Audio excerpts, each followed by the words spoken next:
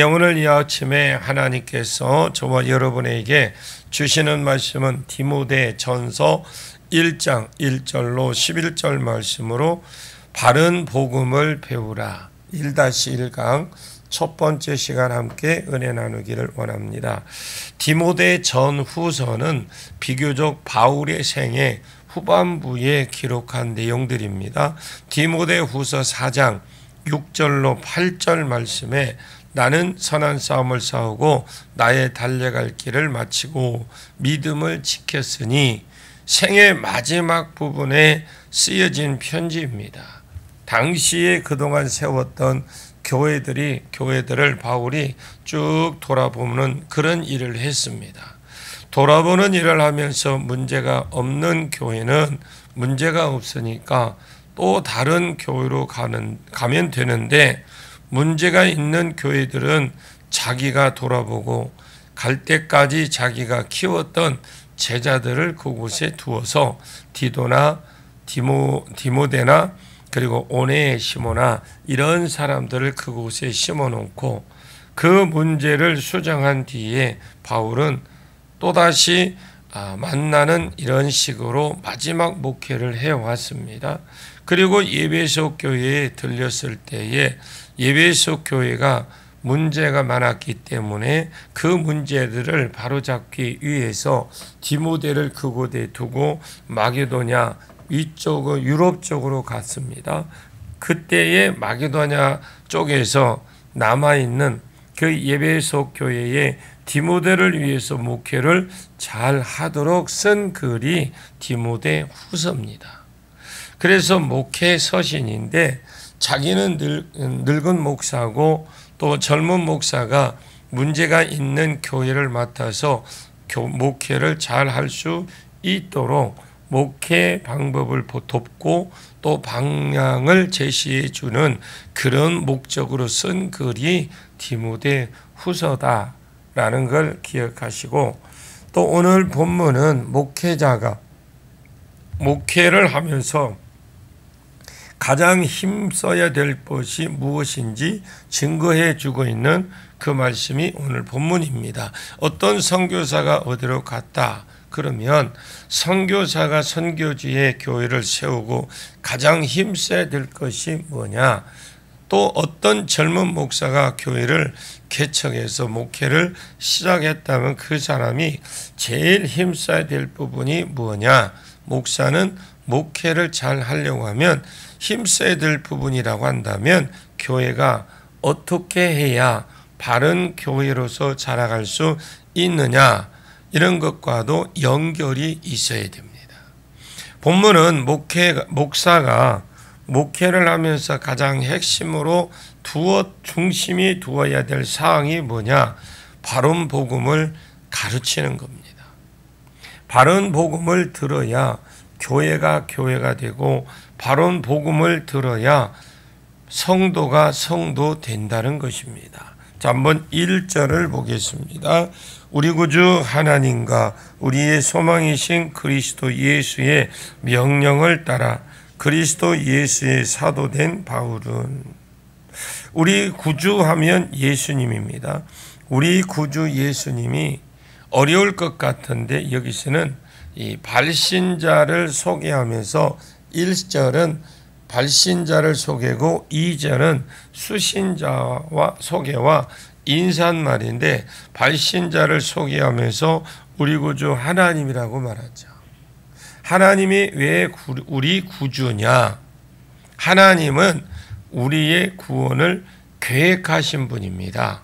아멘. 그리고 발표를 하셨습니다.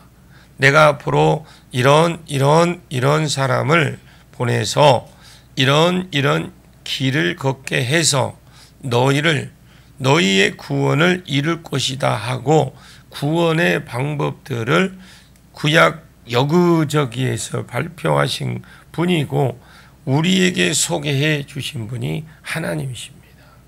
우리가 알고 믿고 있도록 전해 주었다라는 겁니다. 그것을 성취하신 분인데 우리가 알기로는 그 구원을 이루기 위해서 오직 예수님만 우리 구주라고 생각하시지만 사실은 더 근원적으로 쭉 들어가 보면 우리의 구주가 하나님이십니다. 우리 구주 하나님과 우리의 소망이신 그리스도 예수의 명령을 따라 그리스도 예수의 사도가 되었습니다. 자기는 자기가 사도를 하고 싶어서 한 것이 아니고 또 다른 사람들이 너 사도해라, 너 사도야 체질이다, 이렇게 해서 사도가 되라, 그렇게 된 것도 아니라는 것입니다. 그는 다메섹 도상에서 예수님이 나타나서 또 안디옥에서 목회를 잘하고 있는데 내가 불러 시키는 일을 위해서 사도행전 14장 1절로 2절 말씀에 자기를 사도라고 이렇게 표현을 했던 거죠. 그리고 사도행전 13장에 자기가 부름을 받았고 14장에 사도가 되었습니다. 사도는 아포스톨로스, 보내심을 받았다라는 뜻인데 자기가 사도가 된 것은 복음을 위해서 자기가 가고 싶어서 간 것도 아니고 구주 대신 하나님과 우리의 소망이신 그리스도 예수의 명령을 따라 되었다, 이렇게 고백을 하는 거죠. 자, 예수님이 왜 우리의 소망일까요? 본문에서 해답을 살펴보겠습니다. 우리의 소망이신 그리스도 예수의 명령을 따라 그리스도라는 말이 해답인 것 같습니다. 예수님이 왜 우리의 소망이냐? 아버지가 계획하고 그리고 아버지가 그렇게 구원할 것이라고 하셨고 아버지가 이것을 성취하셨습니다. 그러나 누군가 이 일을 수종들기 위해서 기름 부음 받은 자가 있어야 됩니다. 그런데 사람은 전부 다 죄에 이르렀기 때문에 마땅한 사람이 없고 죄가 없는 자라야 되는데 그래서 하나님의 아들이 이 일의 수종을 들으셨습니다. 아버지의 구원 계획을 이루는데 만약에 예수님이 이 일에 거절을 했더라면 우리의 소망이 안 되는 것이죠. 하나님은 계획하심으로 우리의 구주가 되셨고 아들은 그 계획을 이루기 위해서 그리스도가 되어 친히 이 땅에 오셔서 우리를 위해서 죽어주심으로 우리의 소망이 되어 주신 겁니다. 잃어버린 하나님 나라를 회복하고 하는 소망이 되어 주었고 잃어버린 하나님의 형상을 우리가 점점 더 회복할 것을 믿기 때문에 예수님이 우리의 소망인 겁니다. 우리 구주 되신 하나님의 명령 또 이 구원을 이루기 위해서 우리의 소망이 되어주신 그리스도가 되어주신 하나님의 명령을 따라 나는 사도가 되었다, 이렇게 고백을 합니다. 그러면서 수신자의 말을 합니다. 믿음 안에서 참 아들 된 디모데에게 편지하노니. 바울은 결혼을 안 했습니다. 결혼을 안 했는데 어떻게 아들이 되었습니까? 믿음 안에서 참 아들이 되었다라는 거죠. 사도행전 16장에 디모데는 바울을 만납니다. 디모데가 이고니온과 누스드라에서 칭찬을 듣는 그런 사람이었습니다. 바울이 그냥 가기에 너무 안타까워서 저 청년을 데리고 가면 복음에 너무너무 유익이 참 많겠구나. 디모데는 바울의 눈에 들었던 사람이죠. 잘만 성장시키고 키우면 아주 큰 인물이 될 것을 알고 바울이 디모데를 데리고 갑니다. 그리고 복음의 동력자로 썼는데 양육하면서 키웠습니다. 언제 무슨 말을 해서 아버지가 되고 아들이 되었는지는 우리는 알 수는 없겠지만 바울이 이를 참 내 아들이라 불렀습니다. 또 비슷한 사람이 아들로 불리우는 사람도 디도입니다. 또 아들로 불리우는 사람이 오네시모입니다. 이런 사람들, 갇힌 자 중에 낳은 아들, 참 아들, 내 아들, 이런 식으로 바울이 표현을 합니다. 믿음 안에서 참 아들 된 디모데에게 편지하노니 하나님 아버지와 그리스도 예수 우리 주께로부터 은혜와 긍휼과 평강이 내게 있을지어다. 일반적으로 그런 편지 글을 쓸 때에 은혜와 평강을 기원합니다. 그런데 여기에서는 긍휼이 더 하나 끼어 있습니다. 자, 은혜는 간섭이고 긍휼은 자비입니다. 또 불쌍히 여기는 겁니다. 이 디모데는 바울이 볼 때에 그렇고 다른 사람이 볼 때도 좀 그런 면이 있었습니다.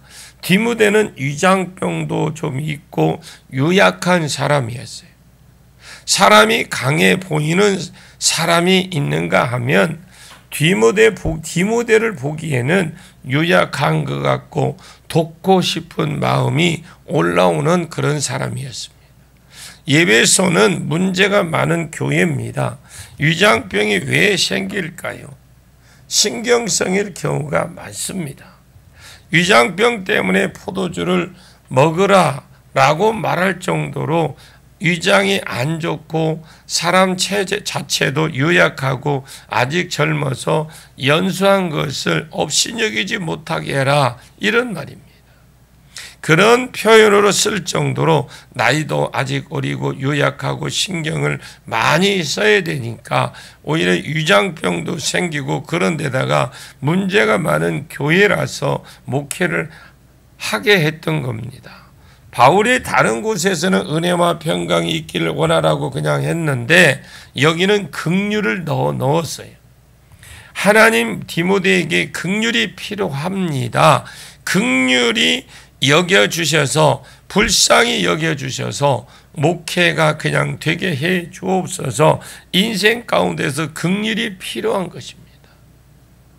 우리가 볼 때도 어떤 사람은 그냥 은혜와 평강이 있기를 원한다, 평안하기를 원한다 라고 해도 아무런 부담이 없고 걱정이나 근심 없는 사람이 있어요. 그런데 그 사람에게는 볼 때는 꼭 필요하면 은혜도 있고 평강도 있고 긍휼이 필요한 사람은 어떻게 해요?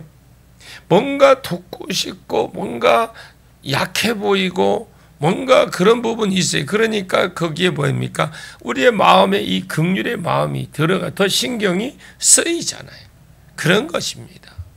그래서 간섭해주고 불쌍히 여겨주고 그 결과로 그 10년 가운데 평강이 있게 해 주십시오. 이렇게 기원도 하고 축복해 주는 겁니다. 자, 3절 보겠습니다.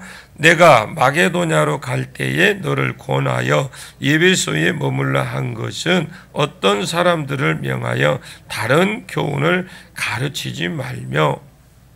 여기에 바울이 마게도냐로 간 것은 사도행전 16장에 밤의 환상이 바울에게 보이니 마게도냐 사람 하나가 서서 그에게 청하여 이르되 마게도냐로 건너와서 우리를 도우라고 해서 바울이 그 환상을 아시아에서 복음을 전하다가 환상으로 인해서 마게도냐로 갑니다. 그런데 그때 상황은 갈 상황이 아닙니다. 왜 그때 상황이 아니냐? 사도행전 16장의 상황에서 에베소 교회가 개척되지 않았습니다. 바울이 1차 전도 여행은 주로 소아시아에 전도를 했고 2차 전도는 여행은 소아시아를 한 번 더 방문하려고 했는데 성령이 자꾸 막고 그러는 바람에 못 가고 마게도냐로 사람이 와서 우리를 도우라. 마게도냐가 아가야가 위쪽인데 지금 유럽입니다. 그래서 유럽으로 가라고 하는가 보다 하고 유럽으로 옮긴 것이 2차 전도 여행입니다. 3차 전도 여행은 2차 전도 여행을 마치고 돌아오다가 유럽에서 배를 타고 아시아에 내렸는데 거기서 만난 사람들이 예배소 몇몇 사람들을 만납니다. 이 예배소 몇몇 사람들이 복음을 들어보니까 교회를 세우고 우리를 가르쳐 달라고 부탁을 했습니다. 바울의 그때 당시가 절기나 이런 것으로 보았을 때에 반드시 예루살렘으로 가야 되었고 때문에 그러면 내려갔다가 얼마 후에 다시 오겠다 이런 약속을 했어요. 그래서 3차 전도 여행 때 세워진 것이 예배소 교회입니다. 그러면 사도행전 16장에서 소아시아에 있다가 예배소에 있다가 또 유럽으로 갔다라는 이 말이 안 되잖아요. 그럴 때는 그때는 아직 교회가 안 세워졌다라는 거예요. 예배소 교회가 세워진 것은 사도행전 18장 19장에 이때에 세워집니다. 그러면 이것이 언제 때냐? 바울이 3차 전도 여행이 끝나고 로마에 잡혀갔는데 사도행전 28장에 재판받기 위해서 로마에서 세방살이를 2년을 동안 하고 복음을 전했습니다. 그런 내용이 나오고 재판 결과는 안 나타납니다. 그런데 여기가 마지막 서신이라고 보았을 때에 바울은 그 재판에서 이기고 무혐의로 풀려났다고 봐야 됩니다. 성경에는 그런 것이 전혀 없는데 이것을 보면 알 수가 있습니다. 무죄로 풀려난 뒤에 1차 전도 여행한 곳, 2차 전도 여행한 곳, 3차 여행할 때에 세운 교회들을 돌아보는 일을 하고 있었다라는 겁니다.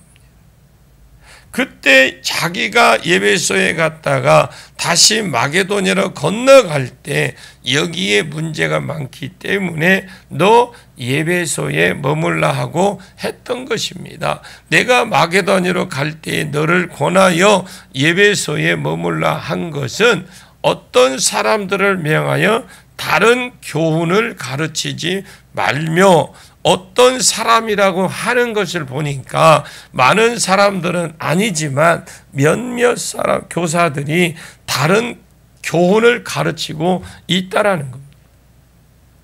여러분 인간적으로 마음이 어떻겠습니까? 물론 하나님의 은혜로 했겠지만 밤낮 쉬지 않고 복음을 전해서 교회를 세워 놓았어요. 또 예배소에 밤낮 3년을 눈물로 가르쳐 놓았습니다. 예배소 교회를 밤낮 3년을 눈물로 하나님 말씀을 가르쳐 놓고 세워 놓은 교회인데 나중에 세월이 지나서 몇 년 지나서 와 보니까 거짓 선생들이 다른 교훈을 전해서 성도들이 흔들리는 것을 보고 그냥 억장이 무너지려고 했을 겁니다.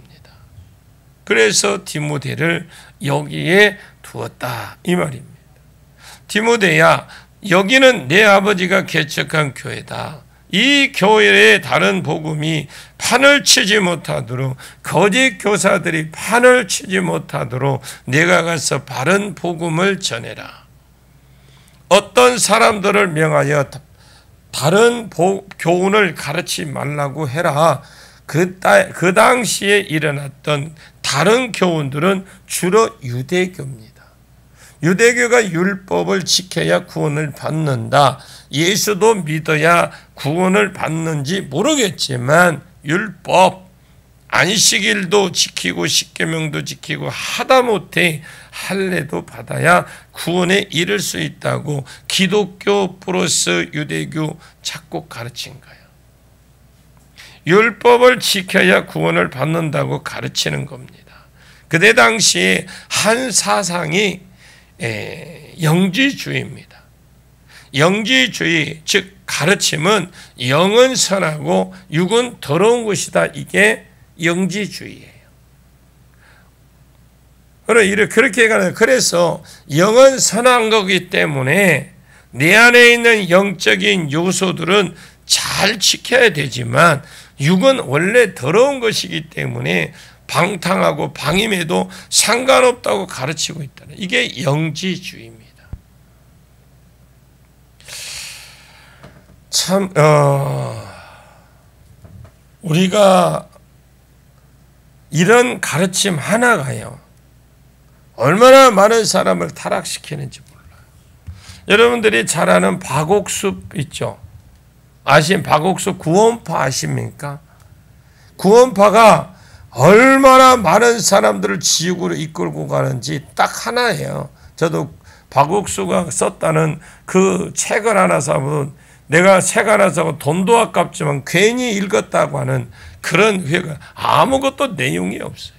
딱 하나, 박옥수 구원파가 가르치면 한 번 회개했으면 그 사람은 다시 회개할 것이 없다는 이 한마디의 가르침이 얼마나 많은 사람들을 지옥으로 보내고 있는지 몰라요. 옛날에 예수 믿고 회개했습니까? 안 했습니까? 묻지요. 박옥숙파는 분명히 묻습니다. 회개했습니까? 옛날 예수 믿고 회개했습니까? 안 했습니까? 우리가 회개할 일들이 엄청 많습니다. 이 가르침이 회개를 못하게 막아버리는 거예요. 한 번 했으면 됐지, 두 번 필요 없다. 그러니까 지옥 가게 만드는 거잖아요. 여러분, 사탄은 교묘합니다.